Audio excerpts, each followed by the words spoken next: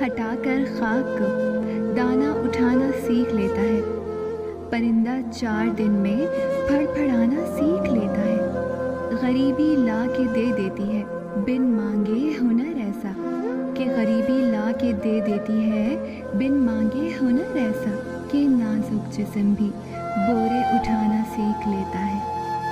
لوگوں سے وہ سوال نہ کرو جو خدا نے انسانوں سے کرنے ہیں۔ مثلاً تمہارا مذہب کیا ہے؟ تم نے عبادت کی؟ تم نے روزہ رکھا؟ بلکہ لوگوں سے وہ سوال کرو جو انسان کو انسان سے کرنے چاہیے۔ مثلاً کیا تمہیں کوئی پریشانی ہے؟ کیا تم بھوکے ہو؟ کیا تمہیں کچھ چاہیے؟ اللہ کی گڈ لسٹ میں شامل ہونے کی کوشش کریں، انسانوں کی نہیں۔ انسانوں کی لسٹ تو وقت اور مفاد کے مطابق بدلتی رہتی ہے۔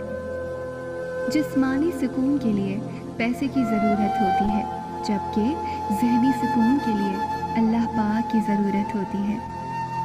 حرام و حلال کی تمیز ہم نے صرف کھانوں تک محدود کر دی ہے، جبکہ رزق حلال تب ہی کھائیں گے جب حلال کمائیں گے۔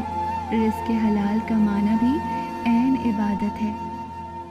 صرف ایک ہی عمل ایسا ہے جس میں خالق اور مخلوق بیک وقت شریک ہوتے ہیں، اور وہ عمل حضور صلی اللہ علیہ وآلہ وسلم کی ذات مبارکہ پر درود بھیجنا ہے۔ اگر آپ کے گناہ ان گنت ہیں تو اللہ کی رحمت لامحدود ہے۔ کامیاب لوگ اپنے ہونٹوں پر 2 چیزیں رکھتے ہیں، خاموشی اور مسکراہٹ۔ خاموشی مسئلے سے دور رہنے کے لیے، اور مسکراہٹ مسئلے کو حل کرنے کے لیے۔ پردیسی جب کام سے تھک کر کال کرتا ہے تو اپنے والدین، بیوی، بچوں کی آواز سن لیتا ہے تو اس کی ساری تھکن اتر جاتی ہے۔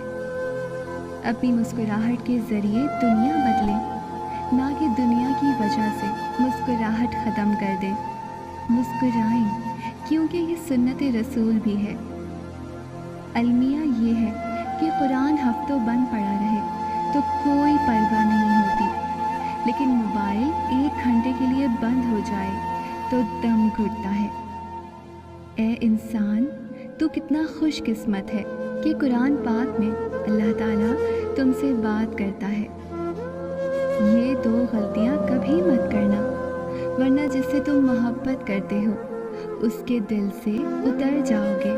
پہلی غلطی یہ کہ کبھی اس انسان کو دکھ مت دینا، اور دوسری غلطی یہ کہ اس انسان کو دھوکے میں نہیں رکھنا۔